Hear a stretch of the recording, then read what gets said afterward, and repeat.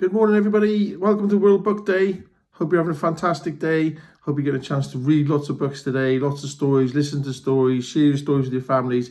Reading is probably the best thing ever. It opens up so many opportunities for yourselves, take you to faraway places, can take you to the beach when you're in lockdown. So I hope you enjoy lots of things today and every other day. Reading is so important. It makes you get lots of books, lots of stories, comics, magazines, whatever it is, doesn't matter. Now, I'm going to read you a short story in a minute, but before that, I'm just going to do a quick costume change to see if you can guess what book I've come as. Ready? Hold on.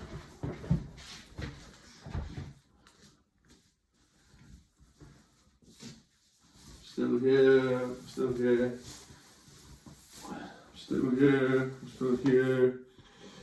Right, you ready? See if you can guess.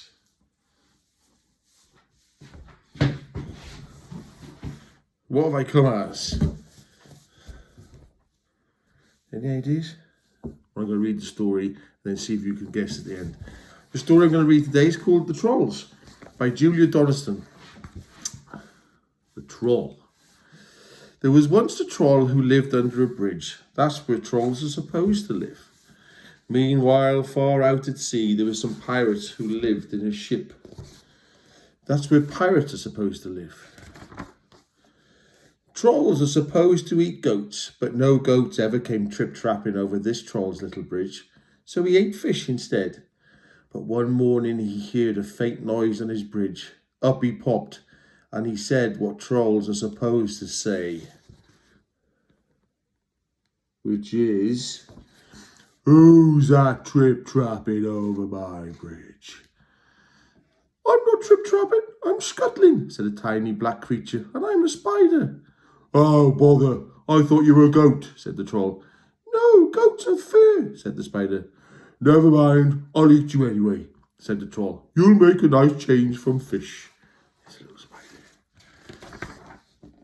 "Oh, please don't eat me," said the spider. "Why don't you go further down the river to the next bridge? It's a much better bridge for goats." "All right then," said the troll. So he packed up his frying pan and his cookery book and off he strode. Pirates are supposed to dig for treasure, and these pirates had a treasure map with a rhyme on it. Between the palm tree and the rocks, 6 foot deep, there's a treasure box. They sailed and they sailed until they reached an island. "This is the spot," said Handkerchief. "Start digging." The pirates dug and they dug, but all that they found was a grumpy mole. "Ah, must be the wrong island," they said. All that digging had made them hungry. It was Ben Buckle's turn to do the cooking, so he cooked fish pie. "It's thoggy," said Percy Patch. "It's slimy," said Peg Polka Dot. "When we find the goal, we can buy a decent cookery book," said Handkerchief.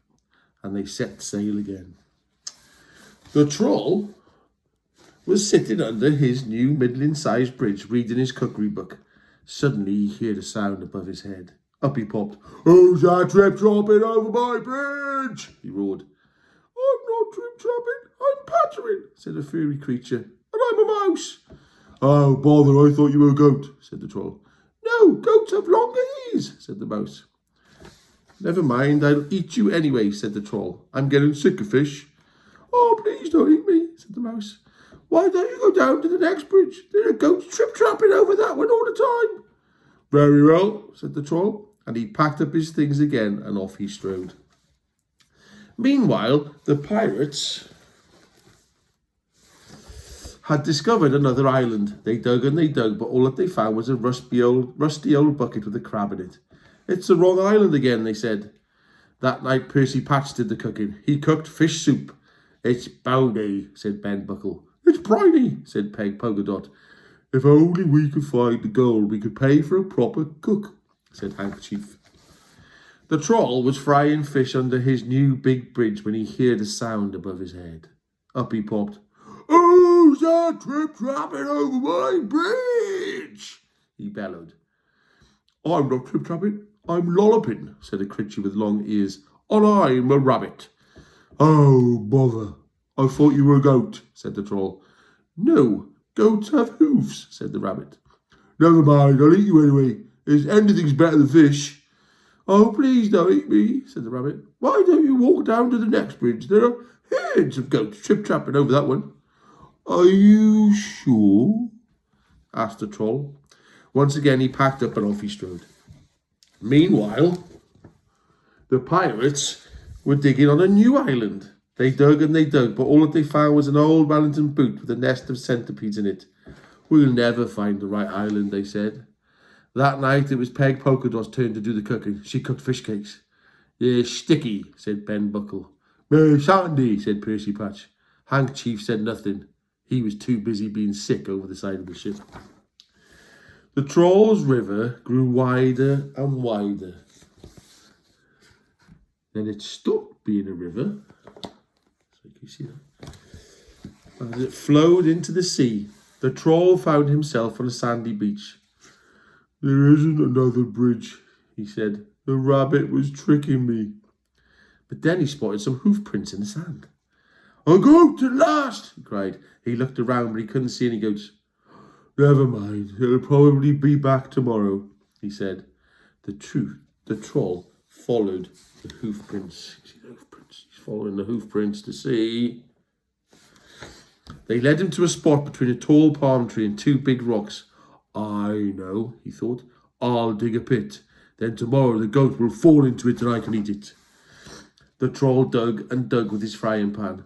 Just when he thought the hole was deep enough, the pan hit something hard. It was a great big chest.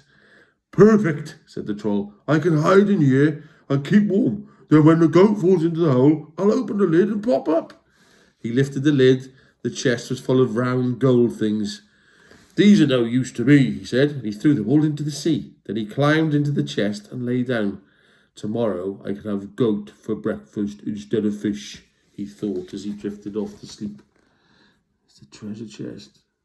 There's him throwing the gold into the sea. No, and he's hiding. It was dark when the pirates arrived at the next island. This is the spot, said Hank Chief. But someone's been digging here already, said Ben Buckle. Don't say they found the treasure pouch before us, said Percy Patch. No, look, here it is, cried Peg Polkadot. The chest was heavy. It must be full of gold, said Hank Chief. Quick, back to the ship before anyone stops us. The troll was woken by a loud bang. That's my breakfast falling into the hole, he thought. But why was the chest heaving and swaying? Why was the lid opening? Surely goats couldn't open lids. The lid opened wide, staring down at the troll with 4 angry pirates. Where's the gold? Shouted Hank Chief. I threw it into the sea. The plank! The plank! yelled Ben Buckle and Percy Patch. Make him walk the plank! The next second, the pirates were pushing onto it. Who's that trip-trapping over my plank? Jeered Hank Chief. I'm not trip-trapping, I'm shuffling, said the troll in a very small voice. And I'm a troll. He reached the end of the plank. His knees were knocking. Jump, yelled the pirates. But just then, Peg Polkadot came running up. Wait, she cried. I found something inside the chest. In one hand, she held the troll's frying pan. In the other hand, she held the cookery book. Stop, called Hank Chief. He looked at the troll in a new way. Can you cook? Yes, said the troll. And yes, shouted the pirates. Then you can stay, said Hank Chief. Thank you, said the troll, and he shuffled back along the plank. When shall I start? Now, said Hank. The pirates showed the troll the ship's kitchen. The troll grinned. He turned to his favourite page in his cookery book. Shall I make us a nice goat stew? He asked. Goat? Goat? But pirates don't eat goat, said Hank Chief. We want what pirates are supposed to eat. Well, what's that? Asked the troll. Fish, said the pirate chief. The end. I hope you enjoyed that. Again, I hope you get to see and hear many wonderful books and stories today. And keep reading every day. 5, 10, 15, 20 minutes every day. Try and read something. Listen to somebody read. Get somebody to read you. Now, what was I wearing? Which story is this? Did you guess? Yep, it's James and a Giant Peach. Giant Peach. Have a lovely day. See you soon, everybody. Take care. Bye.